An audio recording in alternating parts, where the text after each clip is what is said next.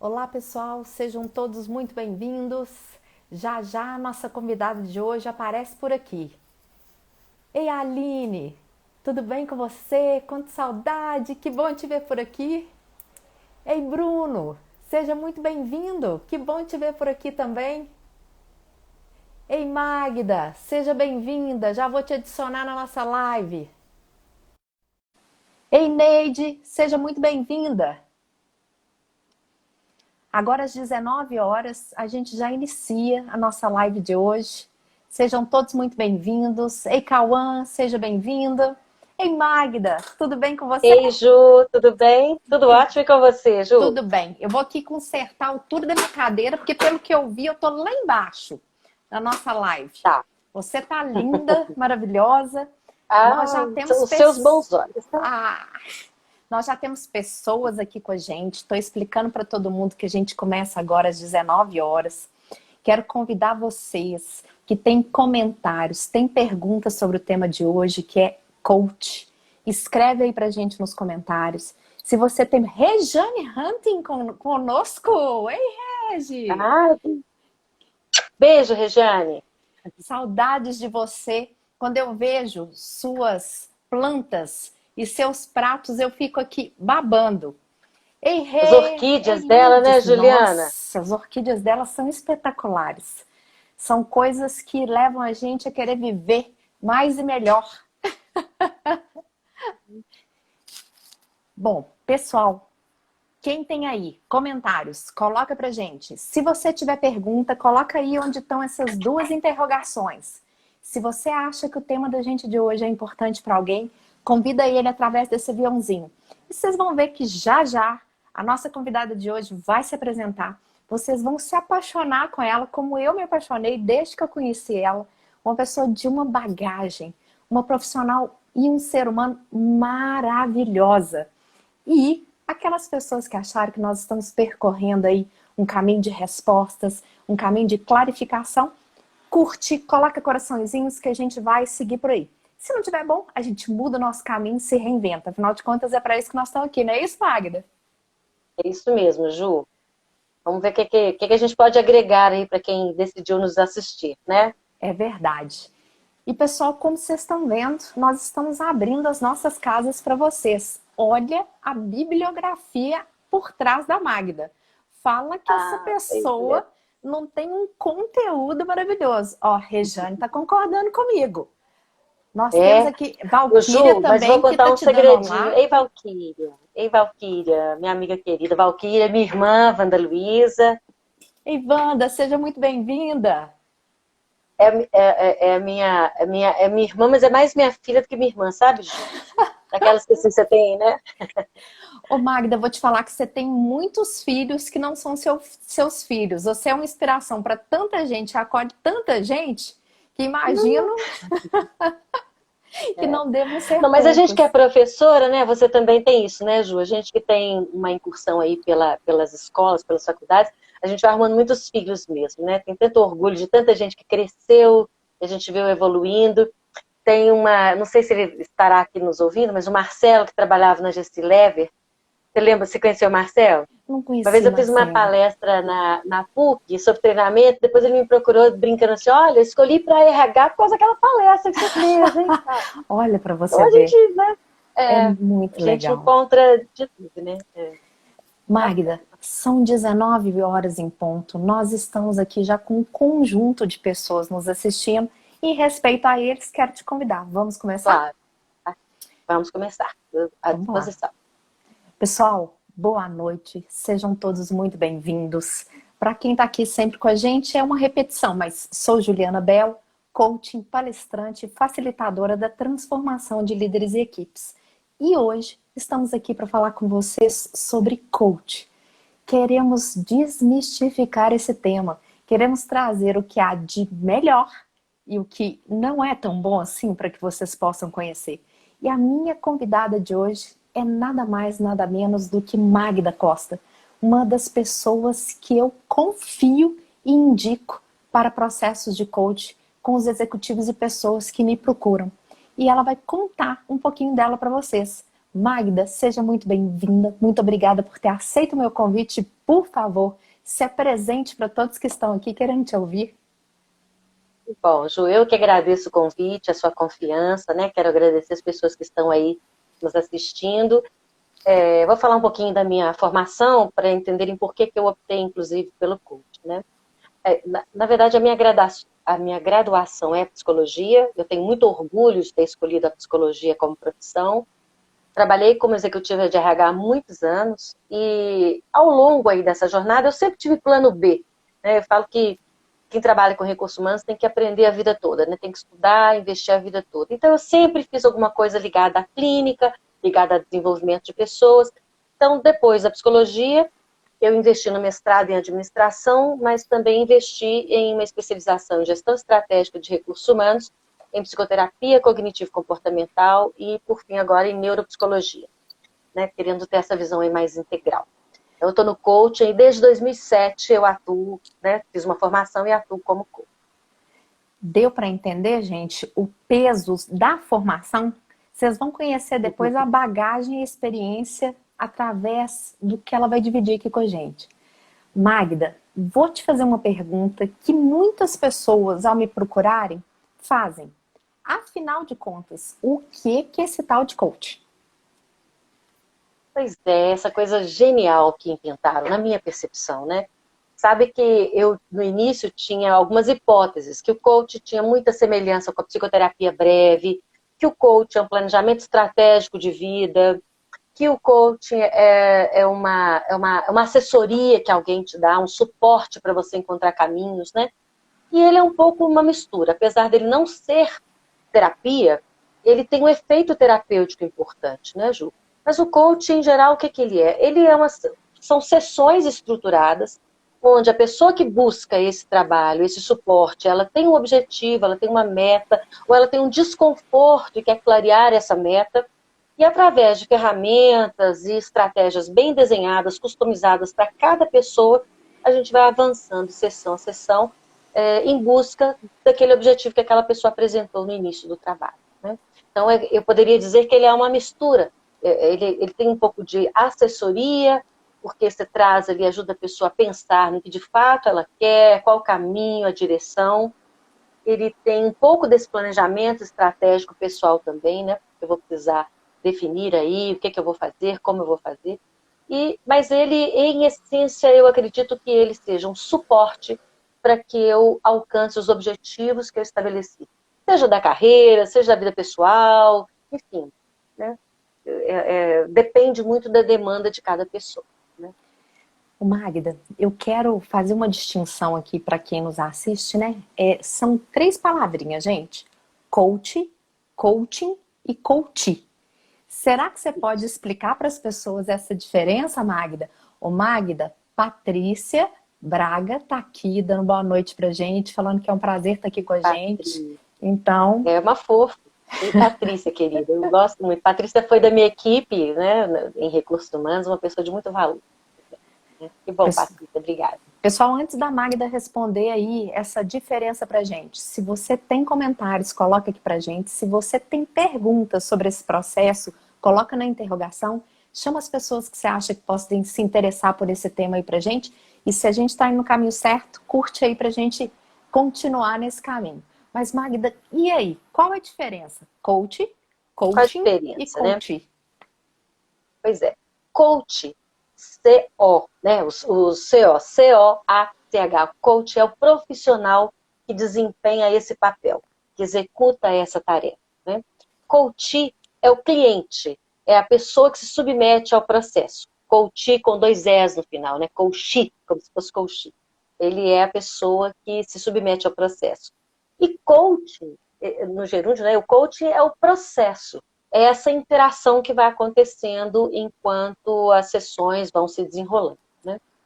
Que muita gente às vezes chama o coach de cliente ou de paciente, enfim. Paciente não é o mais adequado. Em geral, ele é o cliente ou ele é o coach. Olha, a Paty está dizendo do quão foi enriquecedor trabalhar com você. E a Wanda está dizendo que você é sensacional e se sente uma filha também, tá? Que bom, que bom. Ela está no coração, ela sabe.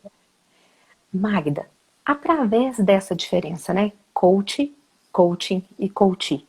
Muitas pessoas fazem uma mistura muito grande entre o processo de coaching e um processo de terapia.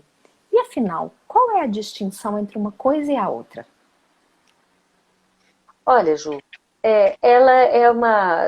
Depende muito da linha de cada profissional, né?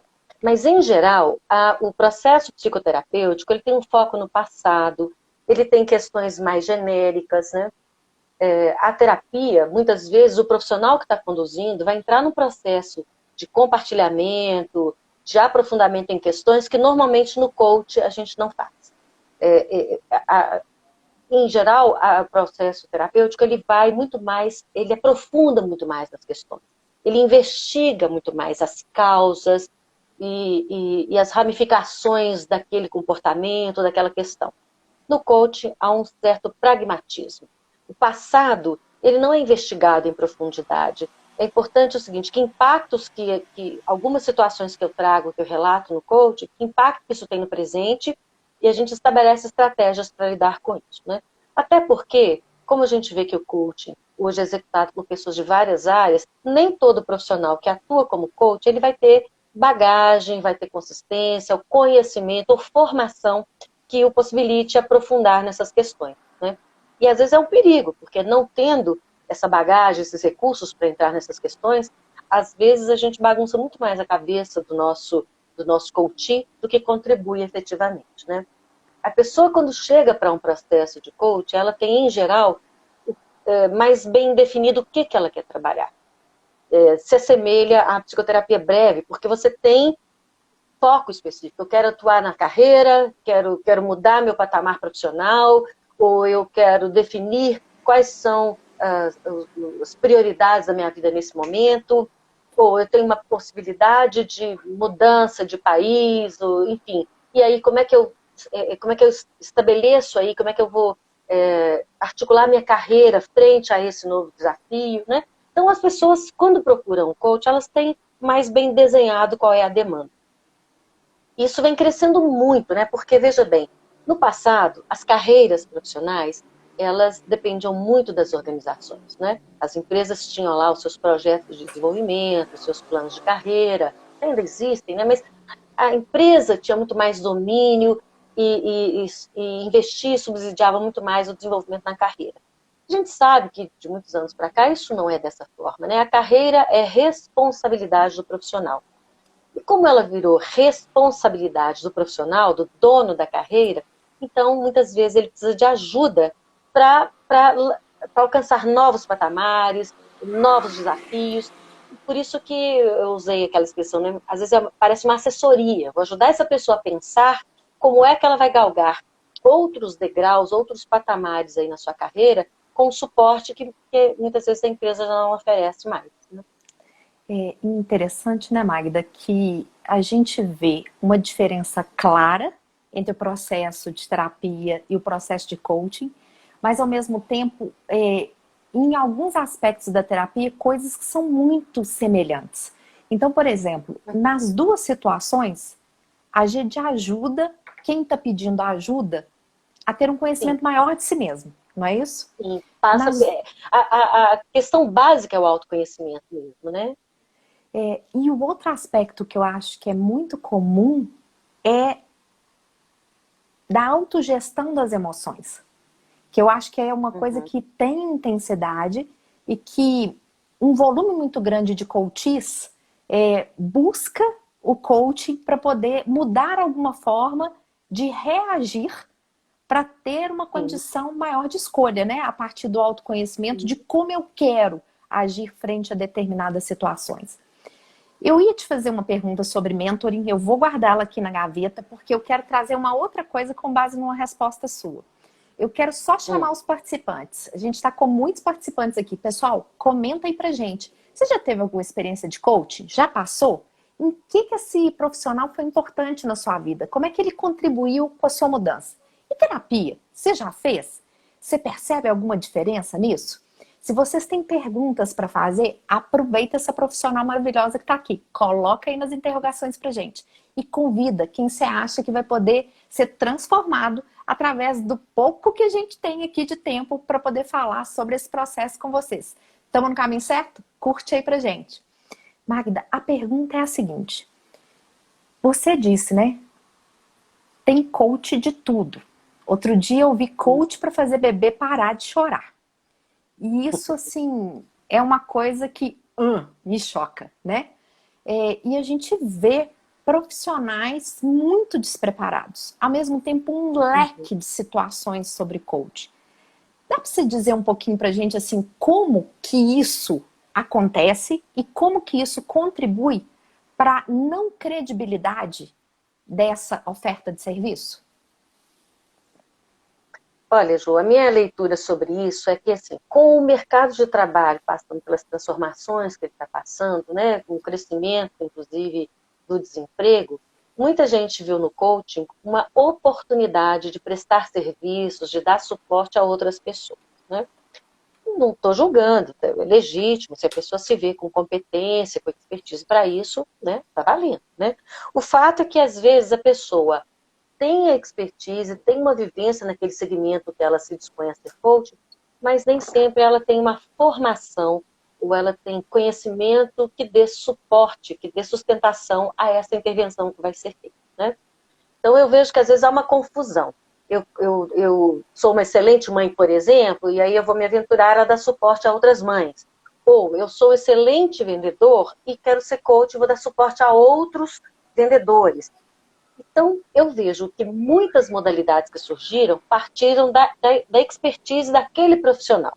E, de fato, ele é muito bom, ele tem muito conhecimento, ele tem muito domínio, mas nem sempre ele optou por uma formação que o fornecesse ferramentas e suporte adequado para que ele conduzisse o processo. Então, às vezes, essa coisa se engasga no meio do caminho. O coach, em geral, ele tem sessões definidas, ou mais ou menos um número de sessões definidas, não é um processo ad eterno, né? A pessoa pode até continuar, porque novos desafios surgiram, novos projetos, então ela pode fazer coaching, você vai encontrar pessoas aí que fazem 1 ano, mas a cada etapa que ela foi investindo, ela tinha um projeto, um desafio específico para alcançar. Então eu vejo, quando a coaching de emagrecimento, coaching de vendas, coaching para criar filhos, etc., em geral eles nasceram da expertise daquele profissional. Uma nutricionista que às vezes já tem uma grande experiência e ajustou ali outras ferramentas, ela extrapola a atuação enquanto nutricionista e vai dar suporte também em outros processos que envolvem o emagrecimento. Se você me perguntar, é eficaz, não é eficaz? Eu acho que se o profissional que está conduzindo tem domínio do assunto, né, tem expertise e tem uma boa formação, e se a pessoa que buscou também está aberta, tem grande chance de dar resultado. O que, infelizmente, acontece é que muita gente se aventura nesse segmento, nessa área, esbarra em dificuldades daquele profissional que a buscou, daquela pessoa que buscou, e os dois se emperram no meio do caminho. E aí cria uma imagem muito ruim para o coach, né? A pessoa, às vezes, não alcançou o objetivo que ela tinha no início, não alcançou as expectativas aí, e aí ela sai com uma imagem muito ruim do coach. O que eu vejo também é que é muito difícil alguém oferecer aquilo que ela não tem, não é isso? Se a pessoa também não se submeteu a um processo, também não conhece as suas limitações, não conhece os seus gatilhos, as suas amarras, difícil que ela dê suporte a alguém para avançar, né? Ela vai esbarrar nas próprias limitações que ela tem, né? E mesmo quem atua como coach vai ter que aprender a vida toda, a gente não está pronto, né? Tem questões que o cliente traz que às vezes também te fisga, que às vezes também te incomoda, porque aquele é um aspecto que às vezes você também não tem. Como processo terapêutico também, se você vai num analista, num psicólogo, num profissional que tem questões ali que ele também não caminhou, por mais que ele seja competente tecnicamente, o processo pode emperrar em alguns aspectos, né?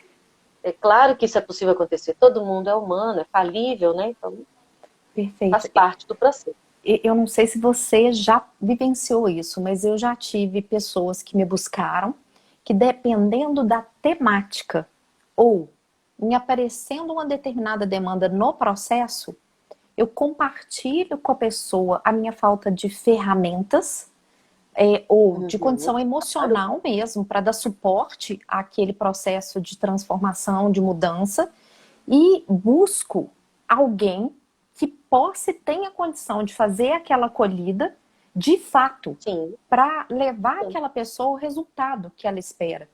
Porque uma coisa que me vem muito à cabeça, né, Magda? Se essa pessoa está buscando por uma ajuda, é porque há algo que está impedindo de fazer esse processo sozinha.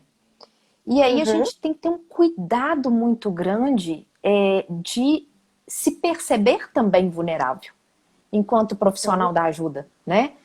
O profissional da ajuda não é um super.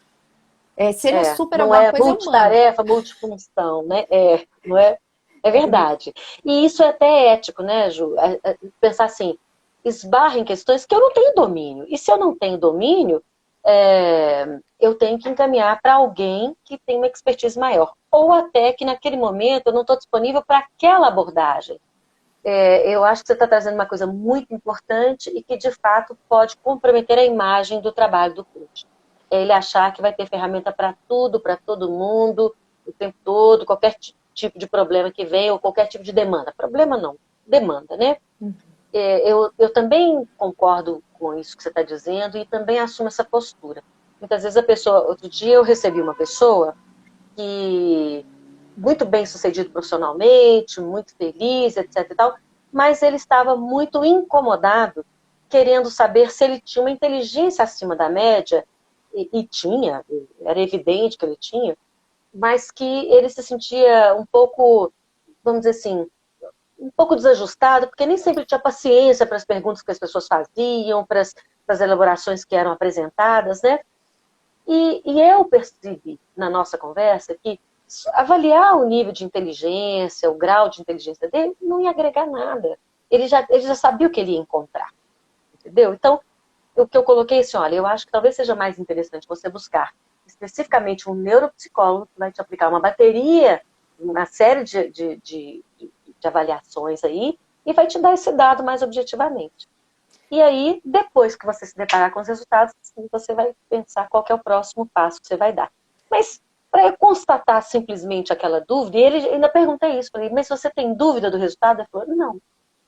Eu falei, então, qual é o objetivo? E era muito fácil, né? Marcávamos horários, aplicaríamos uma série ali de testes e uma bateria para avaliar, mas o que a gente ia fazer com toda essa informação? Né? Me pareceu que ele precisava muito mais de um suporte psicoterapêutico do que necessariamente, né? Do Não estava processo de... não tava muito claro. É, Então a gente tem que ter essa percepção, sim. O que é que vai de fato ajudar essa pessoa, né? você O que trouxe é que esse vai agregar exemplo, valor? e eu não sei se você já chegou a ler ou ver alguns vídeos do Timothy Galway, né, que é do jogo interior, né, o coaching, Sim. e ele conta um case que ele diz que ele vai acolher um profissional de tênis que quer saber se uma determinada jogada que esse profissional faz é uma jogada invertida, super difícil de ser feita, que todo mundo sempre disse para ele que ele era espetacular naquela jogada, mas que ele tinha dúvida. E aí diz que o Timothy parou, pensou e pediu para eles baterem uma bolinha. E ficaram batendo uma bolinha de tênis um para o outro. E o Timothy pensando, se eu disser para ele que ele é bom, e ele é bom mesmo, vai dar na mesma do que todas as pessoas até agora disseram e ele não Só acreditou. reforça, né? A gente precisa Uhum. fazer alguma coisa. E aí o Timothy tem um espelho atrás do lugar. E aí ele começa a fazer com que a pessoa se olhe no espelho. E aí parece Uhum. que esse determinado cliente fala alguma coisa do tipo assim, nossa, você é muito bom, Timothy, eu sou bom mesmo. Agora eu sei que eu sou bom. Né? Então, assim, tem pessoas que precisam de um espelhamento para dar conta daquilo que, na verdade, elas já sabem, mas que se você É, for no é, senso comum de dizer para elas aquilo que elas já sabem, você não cumpre o seu papel de ajuda. E às vezes, se é. você aceitar uma coisa que não cabe no seu processo, você está simplesmente sendo mais alguém, mais uma a fazer aquilo. Magda, nós Uhum. estamos com duas perguntinhas aqui, e uma delas faz aquele gancho de comentaria. Eu vou fazer a primeira, que foi da Wanda. A Wanda pergunta assim, o ideal é que o coach também esteja em terapia? Eu tenho a minha opinião, mas eu quero saber a sua. Conta aí pra gente. Não necessariamente que ele esteja em terapia, ele precisa ter caminhado em algum momento, né? a gente brinca em RH, né, Jô? A gente tem que provar do veneno, não é? Como é que a gente prescreve, como é que a gente sugere que as pessoas façam e a gente não se submeteu a isso, né? Então, não necessariamente ele precisa estar em terapia, mas ele precisa ter passado por isso em algum momento. Se ele não se sente seguro, então é importante que ele tenha uma supervisão ou uma mentoria, né? Mas ele pode buscar a ajuda de alguém que tenha uma expertise maior do que a dele para ele compartilhar eticamente ali as situações que ele tem se sentido mais limitado, com alguma dificuldade, esbarrando em alguma questão ali que ainda precisa ser vista, né? Mas eu acho que ele, se ele não passou pelo processo, ele só conhece teoricamente aquele assunto, né? Ele tem que, até para ele poder identificar assim, nossa, como que é essa intervenção nessa hora, ou esse tipo de ferramenta, ou esse instrumento, como isso agrega valor, né? Concordo plenamente com você e penso eu que as formações que são robustas de fato são formações em que você experimenta o processo e é avaliada na sua condição de suportar o seu próprio processo para ver se ao passar por vários processos, porque a gente também tem várias coisas, né? Se você consegue, então, ser um profissional da ajuda, da facilitação do processo do outro. Porque se eu sou uma pessoa que ainda tem muitos processos para poder vivenciar, pode ser que eu não tenha uma condição de ajuda. Não sei se você viveu essa experiência, mas ao longo da minha carreira, eu encontro muitas pessoas que foram fazer a psicologia ou a formação de coach para lidar com aquilo que era delas. Algumas deram conta, Sim. outras não. Né? Eu até acho que muita gente também escolhe depois ser coach, porque primeiro foi buscar o coach para resolver questões pessoais, né? Desafios pessoais. E aí ele se encantou tanto com o processo e se sentiu tão ajudado pelo processo que ele fala, puxa, eu quero fazer isso na vida de outras pessoas, né? Que é bacana, imagina, é inverso, né? Foi tão bom para mim, foi tão bacana que eu quero criar a possibilidade de que outras pessoas vivenciem isso e tenham suporte para avançar, né? Desde que ele busque, de fato, uma formação robusta, que ele continue nesse processo de desenvolvimento, absolutamente legítimo, né? Verdade. E não necessariamente, igual você falou, precisa ser a terapia. Existem outros processos de ajuda que contribuem para essa condição dele ofertar esse serviço, né, Magda? Sim. Eu, particularmente, sou mais tendenciosa, porque como eu sou psicóloga, eu acho que fazer a terapia, como tem uma profundidade maior, né, Ju? Eu acho que agrega muito, faz muita diferença. E acho que ter feito a terapia e se submeter a um processo de coach que tem um tempo mais reduzido, né, em geral sessões definidas, é o casamento perfeito, sabe? Eu tenho que entender aí os meus gatilhos internos, as minhas limitações, etc. E também usar dessa abordagem um pouco mais pragmática, um pouco mais dirigida, para também dar um salto aí naquelas questões que eu achar que são importantes, né? Que eu me sinta aí com limitações. Então, eu já experimentei mais de um modelo de coach e todos eles agregaram muito, né? Porque isso também é um outro fator. Tem linhas diferentes, formações diferentes, abordagens diferentes, né? A gente vê aí, tem gente que trabalha com coaching na linha da neurolinguística, tem gente que trabalha no coaching ontológico, no coaching, no self-coaching. A minha amiga Lourdes, que eu vi que está aí, né, que trabalha com EMEA Coaching. Então, tem muitas formas diferentes, formações diferentes. E o que eu vejo é que muitos profissionais buscam formações diferentes que se complementam, e aí ele faz a síntese dele, ele busca a própria síntese. Eu morei em Brasília um período, e iniciei uma formação com Jorge Ponciano, que é um professor do UNB, um senhor da Gestalt, brilhante, né?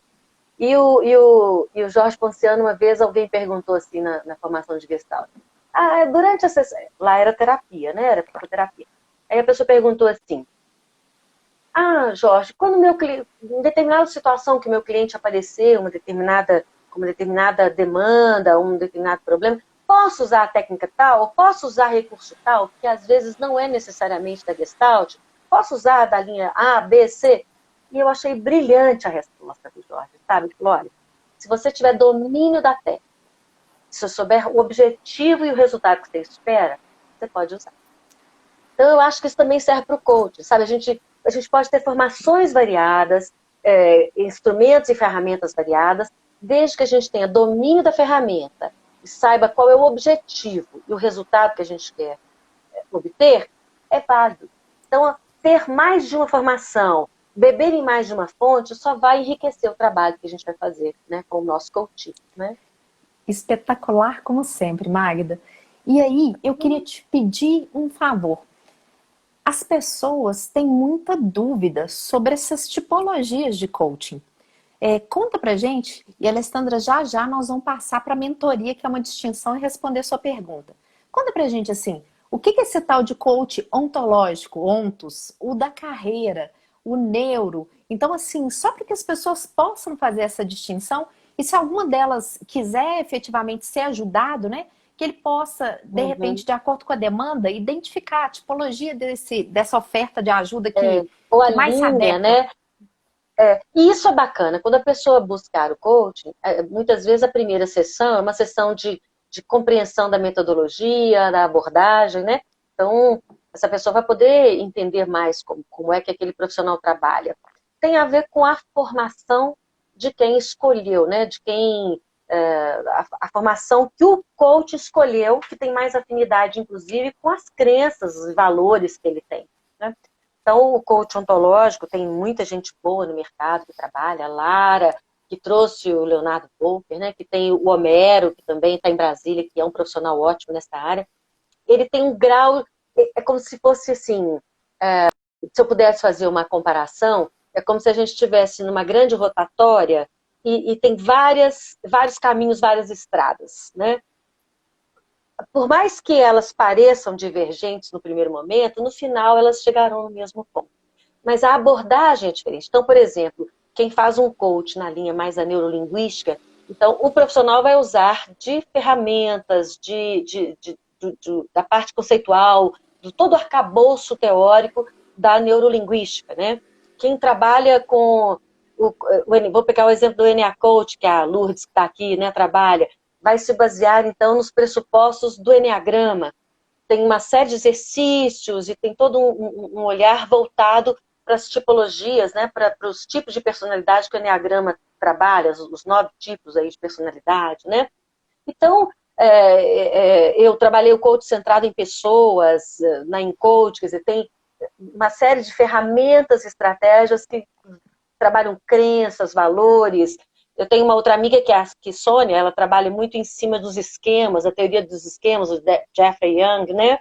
Então, cada linha vai ter uma série de possibilidades aí, embasadas no respaldo conceitual teórico e nos exercícios também embasados, como a gente tem na psicoterapia, né? Você tem o gestalt terapeuta, você tem o psicanalista, você vai ter o junguiano.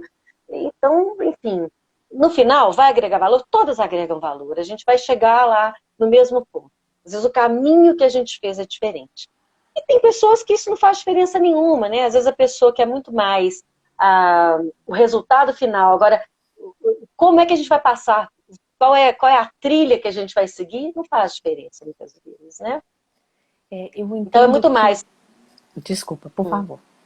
Não, tem muito mais a ver uma afinidade e crença do profissional que escolheu aquela linha e do coach se vai ter afinidade ou não com aquela linha de trabalho. É o que a Cris comentou aí, né? Tem linhas diferentes de abordagem e que elas dependem, na minha opinião, não só da formação, mas na bagagem, da estrada que o coach também tem. Eu acho que faz muita diferença. O coach tem que ter estrada, ele tem que ter passado por algumas noites escuras da alma também, né, Ju? Ele tem que ter passado, vivido isso aí para saber o quanto é difícil, muitas vezes, sair desse lugar. E mudar é muito difícil, né? Mudar é um processo muito difícil. E o coach, essencialmente, ele trabalha com a mudança. Ou a mudança do olhar, ou a mudança do comportamento, a mudança de atitude. Se não tiver mudança, o processo também não foi eficaz, né? É interessante que eu gosto muito da expressão de que as pessoas gostam de mudar, mas as pessoas não gostam de ser mudadas. Existe uma expressão do Kotler que é assim: se você ganhasse na loteria e a partir de amanhã não precisasse mais trabalhar, você ia resistir a essa mudança? Aí a pessoa de cara fala assim: lógico que não. Por que que não? Uai, porque é uma mudança que me agrega valor. E aí ele fala exatamente isso. A gente resiste àquela mudança que a gente não entende que agrega valor. Só que às vezes a gente não consegue enxergar que não agrega valor. Ou não consegue compreender por que a gente não está conseguindo fazer a travessia. E a forma de fazer essa travessia, se você vai a pé, se você vai rolando, se você vai de barco, se você vai de jato, são essas diferentes metodologias que você está trazendo. E às vezes eu sou o tipo de pessoa que se você falar que eu estiver aqui rolando, eu não vou dar conta de ficar aqui com você. Eu preciso de alguém que me leve de jato. Porque se não me levar de jato, não adianta. Eu brinco que tem gente que você tem que meio que colocar o pé no peito para a pessoa sentir assim, pô, essa pessoa consegue me bancar, então eu confio nela. Vamos embora, vamos fazer. Sim, E tem sim. gente que você tem que colocar no colo. Então essas diferenças dão, a gente brinca que agora, né, a adolescência, esse povo da adolescência fala que deu matching, né? Tem que dar match Deu entre o match. coaching Tem que dar match. e o coaching, né? Inclusive, eu uso essa estratégia, sabe, Ju? Quando a pessoa me procura, eu tenho uma conversa inicial e normalmente eu peço para a pessoa assim, olha, não tome a decisão agora. Eu prefiro, pense em tudo que a gente conversou, sinta-se à vontade. Se você quiser conhecer outros profissionais, eu vou te indicar outros profissionais, mas só vai valer a pena o processo se você estiver convencido de que eu vou poder te ajudar. É Não é? isso aí. Porque a gente vai junto fazer um trabalho bacana. Porque se a pessoa não se convencer de que vai rolar o match, né, que vai ter uma boa parceria ali, você já entra, o trabalho já começa em desvantagem, né?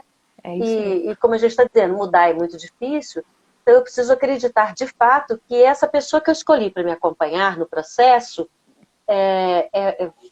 não só tem bagagem, eu tive empatia, ela teve uma boa escuta daquilo que eu apresentei ali, né?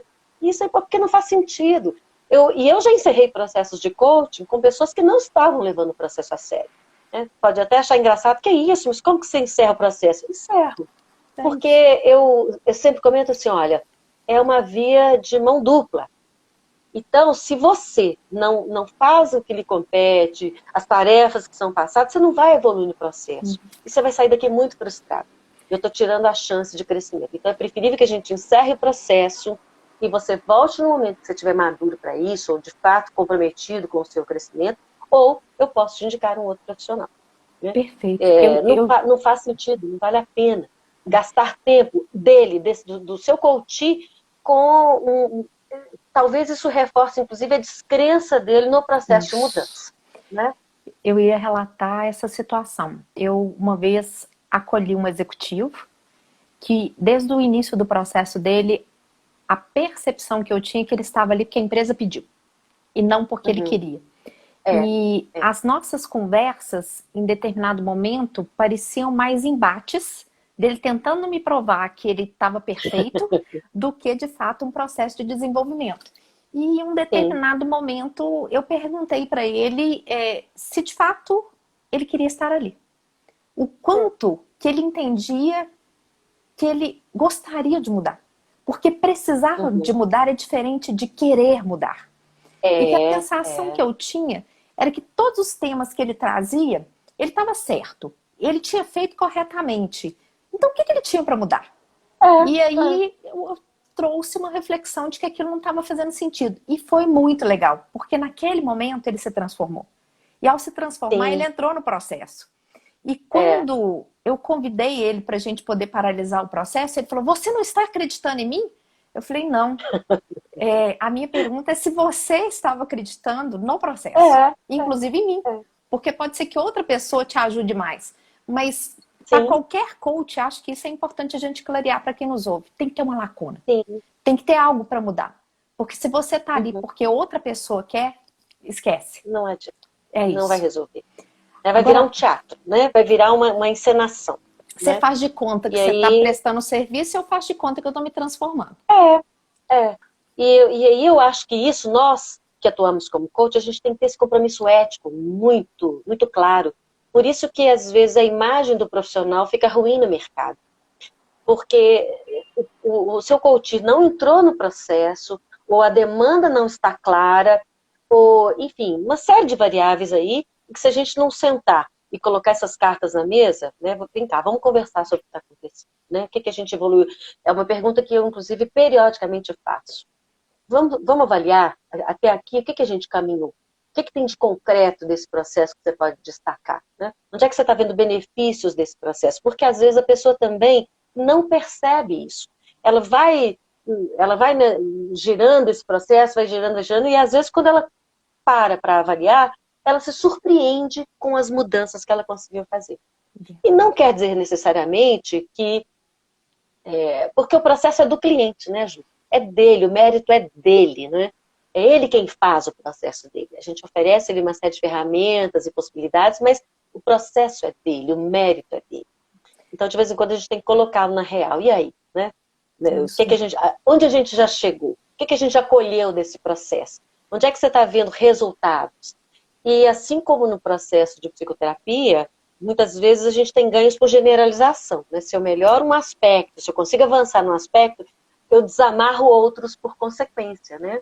Então isso é bacana. Às vezes ele nem se deu conta de que em outros aspectos ele também já conquistou melhorias, ou ele já avançou, né?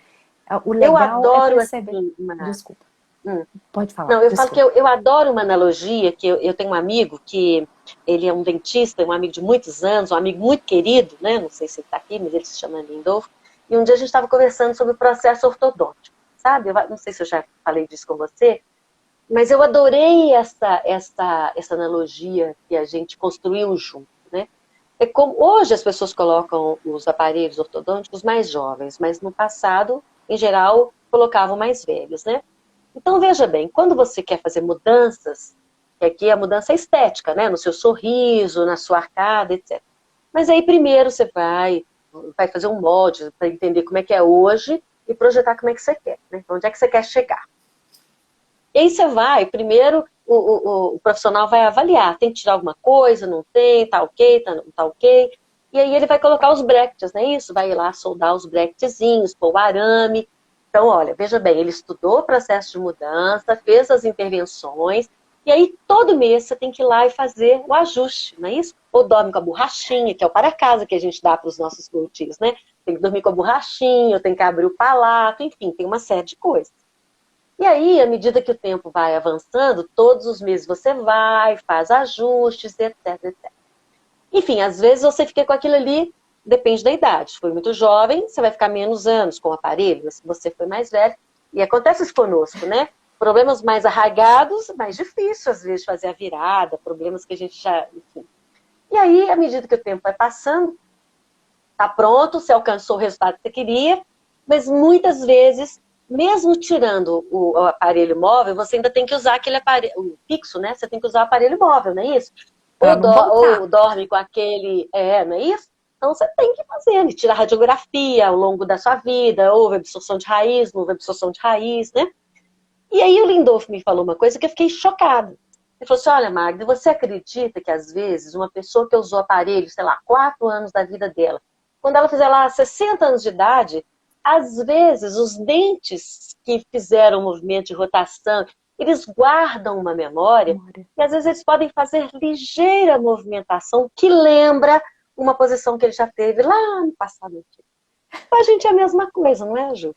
É isso então, aí. se a gente também não for vigilante e cuidadoso, como o coach não é um processo que às vezes vai lá no passado para poder abrir essa caixa preta e trabalhar com tudo isso, se a gente não ficar atento, a gente pode voltar a ter, às vezes, comportamentos aí, né? Aquilo que a gente queria se livrar no processo de coach, se a gente não ficar atento, essas coisas podem, de acordo com o cenário, com as circunstâncias, com as provocações do ambiente, você pode acabar repetindo, né? Mesmo em processos terapêuticos isso pode acontecer, né? É isso. Eu brinco com alguns coaches que é como se a gente tivesse alguns vícios. E aí todos os dias a gente tem que acordar e pensar, só por hoje. E só por hoje de novo. E às vezes aquele dia não deu certo. E eu não posso deixar que aquele dia coloque todos os dentes na posição anterior de novo. Aí eu preciso pegar o aparelho móvel e no próximo dia ficar com ele o dia inteiro. Para eu ter aquela sensação mais próxima do processo de mudança.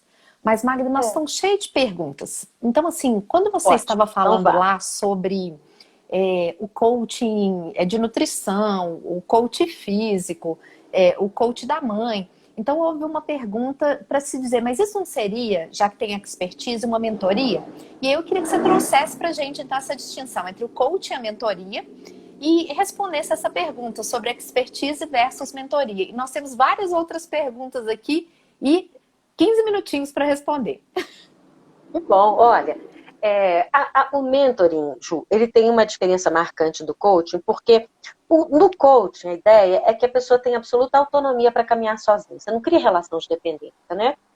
O mentoring, em geral, quem vai ser o mentor, ele tem expertise da área que aquela pessoa está demandando, né? Normalmente, ele conhece, não necessariamente precisa ser alguém da área de economia para ser mentor de um economista, mas ele tem que ser, então, um executivo, alguém que... Ele tem que ter alguma familiaridade, alguma incursão por aquele assunto. E no mentoring, muitas vezes envolve treinamento, transferência de conhecimento. Então, eu vou prescrever para o meu mentorado assim, olha, então esse assunto você vai ver em tal artigo, vai ver em tal autor, ou em tal empresa tem esse modelo, pesquisa lá e traz para a gente discutir. Então, o mentoring tem uma troca também de conteúdos e de informação. No coaching, não necessariamente. Pode até acontecer eventualmente, mas no coaching você vai dizer que ele vai buscar, vai caminhar com as próprias pernas, ele vai atrás. No mentoring, a gente tem um bate-bola mais próximo, entendeu? No mentoring, são sessões que acontecem com treinamentos, com orientações, com trocas de experiências do próprio mentor. Ele também vai colocar ali naquele processo da competência, da expertise dele, né? É muito comum usar o mentoring para líderes, para pessoas que estão em perspectiva de ascensão na carreira. Então, você quer que essas pessoas assumam cargos mais estratégicos no futuro, então ele tem um mentor que vai acompanhando, para e passo, vai discutindo, a pessoa traz as situações de dificuldade, ele dá uma, entre aspas, uma supervisão sobre aquele aspecto que a pessoa trouxe, né? Então, tem uma participação mais ativa do mentor. Ele tem uma estratégia de desenvolvimento para aquela pessoa, mas ele entra mais também no conteúdo, no suporte, no dia a dia, às vezes, né? E o coach já não necessariamente. Então, nesse sentido, eu acredito que muitas entregas divulgadas como coaching deveriam, em realidade, serem divulgadas como um processo de mentoria. E interessante... E às vezes as pessoas precisam de mentoria mesmo, às vezes nem é coach, sabe? A pessoa, vou te dar um exemplo. Aconteceu isso comigo recentemente. A pessoa tinha sido promovida ao cargo de gerente de recursos humanos, e aí falou, eu queria fazer um coaching para isso. E quando a gente foi conversando, não era coach que ela precisava, ela precisava de um mentoring, né? Ela queria entender melhor como é que ela estruturava a área de recursos humanos, então qual devia ser o perfil das pessoas que ela devia alocar, onde que ela buscaria aquelas pessoas, que formação complementar ela precisava para desempenhar bem aquele papel. Então, percebe? Tem uma diferença, porque com o coaching a gente não vai dirigir tanto, né? Eu brinco que provocar muito mais do que dirigir, né? No mentoring, você divide a sua expertise para que o mentorado faça a escolha dentro da realidade dele do que ele vai fazer frente àquele compartilhamento. E o coaching te ajuda a encontrar, por meio de perguntas, qual é o caminho que você deseja percorrer, né? Exatamente. E tem, às vezes, uma confusão, inclusive, em relação a essas duas coisas com a consultoria, que é uma outra coisa totalmente distinta. E aí, do treinamento também, né? Ainda tem uma outra variável que é o treinamento, né? Ainda tem outra possibilidade. Então, eu brinco assim, que para as pessoas que estão nos assistindo, não é só a sua carreira que é responsabilidade sua. Eu acho que a gente tem muita informação disponível que quando você for entender qual é a transformação ou a mudança que você quer trabalhar, qual é a dor que você quer sanar, você precisa investir o seu tempo para identificar quais são as possibilidades. Para que você possa se aproximar da melhor escolha possível e do melhor profissional possível. E aí, Magda, eu quero entrar num tema que a pessoa que perguntou aqui pra gente, ela já perguntou em 2 canais diferentes. Não esqueci de você, Luiz. Ele está trazendo, assim, uma expressão sobre coaching e charlatanismo. Ele, inclusive, coloca a maioria, né, dos coachings com essa postura. Como eu não tenho números, estatísticas, né, essa afirmativa fica difícil de ser colocada. Mas Sim. vamos então conversar. Por que que essa prestação de serviço, que para gente é tão séria, é tão profissionalizada, tem tantos resultados, caiu como falácia, Magda? Me conta um pouco da sua percepção sobre isso. Então, eu vejo assim, é que o fato de não ter um órgão que regulamente, né, não há uma exigência legal, não há um conselho de classe que controle isso, deixa a coisa solta mesmo, né, Ju? Tem formações, por exemplo, imagina, o pedagogo, o psicólogo, o sociólogo, em geral, essas pessoas ainda têm toda uma formação que contribui diferenciado, de maneira diferenciada para a atuação do curso, né? Mas não existe, veja bem, a gente tem o ICF, tem uma série de instituições sérias, instituições muito sérias que estão acompanhando, enfim, onde o profissional se associa e tem trocas, tem grupos de estudo, né? A Rosângela Pedrosa e a Lara à frente aí do ICF, né? Você vê a batalha delas, o envolvimento com seriedade, né, do trabalho, mas a verdade é que não existe, né? Mesmo eu estava fazendo uma pesquisa de artigos no Cielo, e é impressionante, assim, você vê poucos artigos também que falam do coach, ainda não tem uma consistência do ponto de vista conceitual e teórico, e pesquisas nessa área, né? O próprio Conselho Regional de Psicologia não abraçou essa causa, não tem essa, nem o grupo de pedagogos, ou nem de sociólogos, etc. Não existe aí uma área que está Regulamentação, brigando né? pela regulamentação.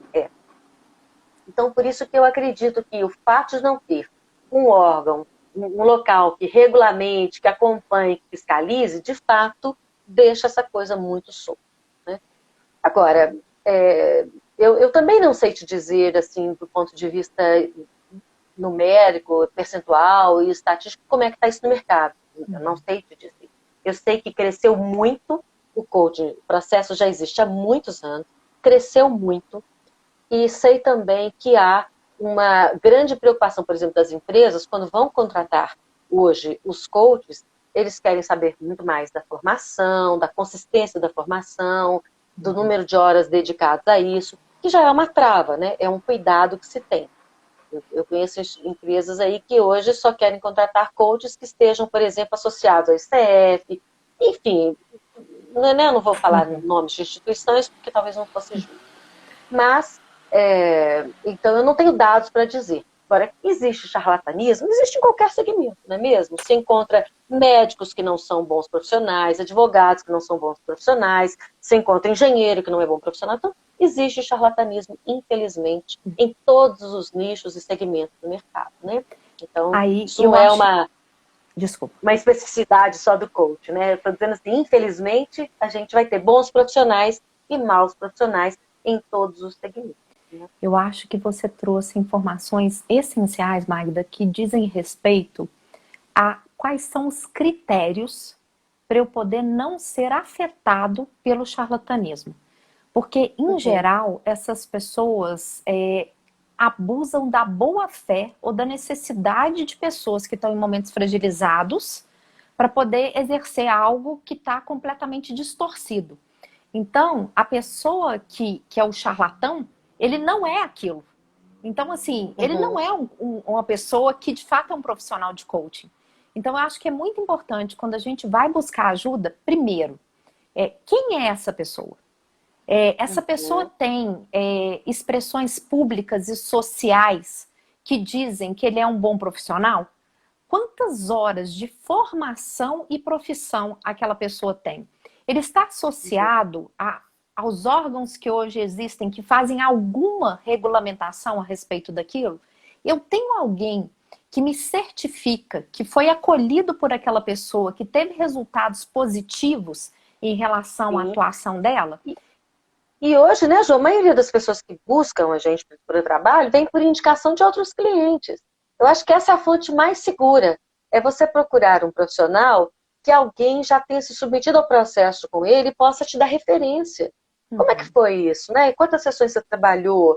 Qual que é o grau de seriedade? Você alcançou os seus objetivos? Claro que a gente não precisa entrar no detalhe do que a pessoa conquistou ou não com aquele processo. Mas saber se quem se submeteu a um processo, aquele profissional, se sentiu atendido, se sentiu respeitado, alcançou o objetivo que tinha inicialmente, né? Melhor fonte, aí você vai saber. Em geral, quem atua com charlatanismo não vai Boas ser indicado, né? indicações. Não vai ter boas indicações. Então, Agora, eu Magda, acho que, como médico também, né? Você concorda? Quando você vai ao lógico. médico, em geral você não busca. Quando você vai a um psicólogo, você não busca. Quando você vai contratar um profissional, você também não busca referência? Um Sim. profissional que diga para a organização, seja para executiva de RH, sabe disso. A gente não contrata alguém que você não tenha uma referência, que você já não conheça alguma coisa sobre aquele profissional. Por que no coach a gente vai contratar de olho fechado, né? É isso aí. E como é também o psicólogo, né? A gente Sim. precisa efetivamente compreender quais são as fontes de indicação segura daqueles profissionais. Eu brinco que as mídias sociais, elas são oportunidades, mas elas também são riscos. Então, se você souber o canal que você está usando para poder buscar aquilo, então assim, eu quero um profissional sério. O LinkedIn é um bom lugar de você ver profissionais sérios com recomendação e que você consegue rastrear a rede desse profissional. Agora, eu vou num TikTok da vida para poder verificar, eu vou no Facebook para poder verificar, pode ser até que ele tenha uma página profissional de alguma coisa.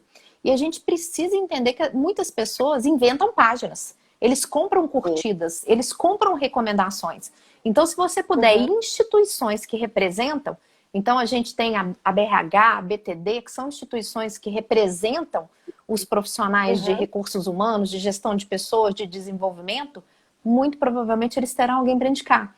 E a outra coisa, eu não sei se você faz isso, né, Magda? Eu, particularmente, às vezes sou procurada por algumas pessoas cuja capacidade delas em termos de renda eu não consigo acolher.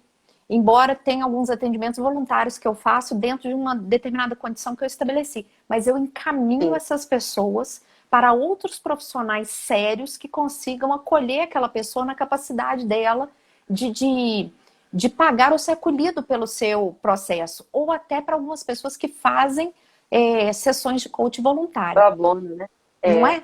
Agora, Magda, nós verdade. temos 2 minutinhos aí para nossa live terminar. Eu tô aqui com o coração na mão, que tinha tanta coisa para conversar com você, mas eu queria, por favor, que você falasse para as pessoas onde que as pessoas podem ter contato com tamanha experiência, com tamanha capacidade, assim, para mim você é uma referência, assim, sou apaixonada, com todo respeito, pelo seu trabalho, pela sua pessoa. Muito obrigada, viu, Ju? Você sabe que essa admiração é recíproca, né?